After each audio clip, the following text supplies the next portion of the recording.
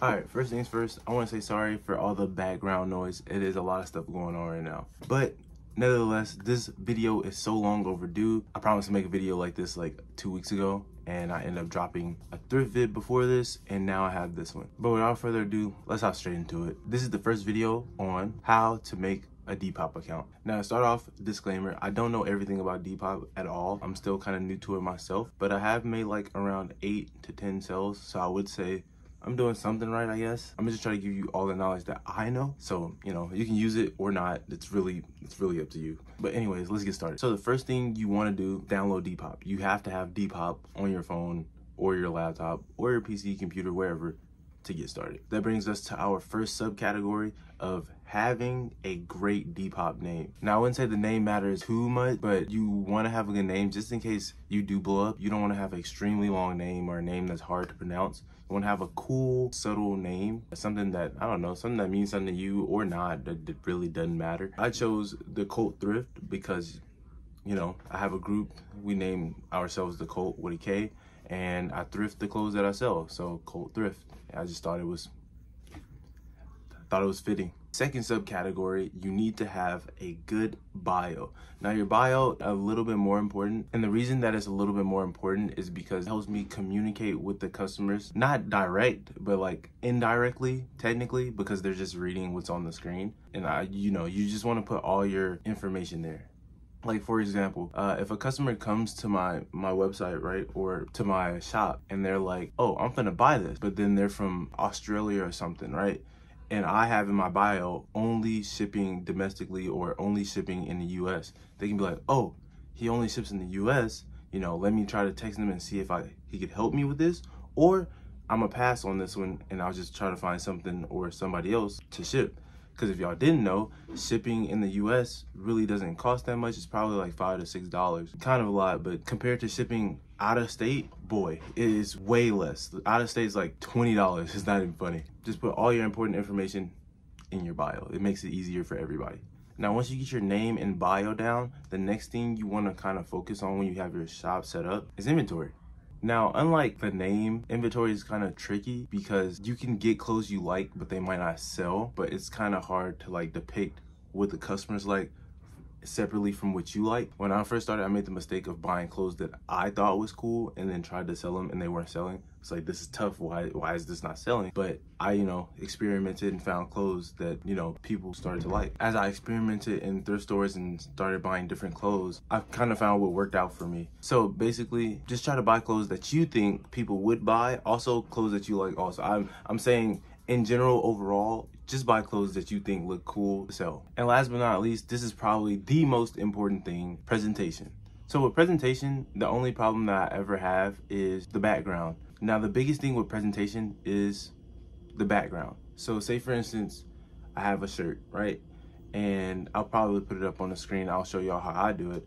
But say, for instance, I have a shirt. I wouldn't want to put the shirt anywhere where the background is dirty, anywhere when it's an unconventional background, like you have a TV flipped over and you have a shirt on the TV. I've seen it done before. Or you have it on a dirty ground or whatever, right? Always want to have a clean background. What I personally do, it's just the shirt and a white background. Then on the next slides, when it's closer up, I'll just have closer up pics of the shirt. But there are 2 ways I do recommend on how to take a picture with a good background. And these are the 2 examples. The first example is just laying it somewhere where it's just clean, like where it's just an empty background. This could be concrete, grass, anything where it's just, that looks nice, right? Me personally, I just take a picture of it, crop the photo, and then make it a white background. That's what I do. That's kind of in the subcategory of just clear background. Second thing is, I also think this is pretty cool. I've seen a couple people do it on Depop. They actually wear the shirt and show the fitting. I think that's also a very great way to show. I also think it is very important to have your background consistent. Like, it should be the same background, in my opinion. You do not have to do this. Listen, you don't have to do this. But having your background consistent in every picture, every time I see someone like big selling on Depop with like 1,000+ like buyers, they always have a consistent background. the background is literally the same in every picture. So what I try to do is I try to leave my background just white, so it ended up looking like this cool like category of inventory that's just like white background all the way, and then certain shirts just in a row.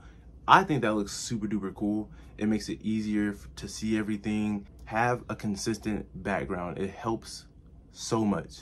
And lastly, another important thing that I think you should do, this is probably one of the most important, the measurement of the clothes. So what I do when I'm taking a picture of my clothes, the last couple of slides, I'll have like a measuring tape measuring the width of the shirt and then the length of the shirt. Like if someone has a shirt at home, they know their size, they can say, hey, this matches up with me, I'm gonna buy it. I think having measurements for your shirt throws away confusion, because you never want someone to buy your shirt and then be like, oh, I got the shirt, but it doesn't fit me correctly on how I thought. But if you have the measurements showing the width and the length, they're gonna know what they're getting once they see the measurements. But that's just my opinion. You don't really have to ever do the measurements. I see people sell a lot without the measurements, but me personally, I would put measurements. But that's like the first couple of steps on how to make a Depop. That should get you up and running. Now, if you want to go deeper into, you know, other aspects of the Depop, but if y'all want more, I'll make a second video on shipping. I'll also make a video on how to market your Depop, and then I'll also make a video on how to use tags and stuff like that to get your Depop more recognized on Depop. So look forward to those videos. And yeah, thank you guys for watching. We're currently at 150 subscribers, so that's always, you know, that's always nice. I want to try to reach 200 subscribers by the end of November, so hopefully we can do it, guys. I know we could do it. But anyways, this has been how to make a Depop. I'll catch you boys in the next one, 100%. I'll see y'all later. Listening to my new shit like that, man, play that back. See, now they praising me like that, man, you did all of this.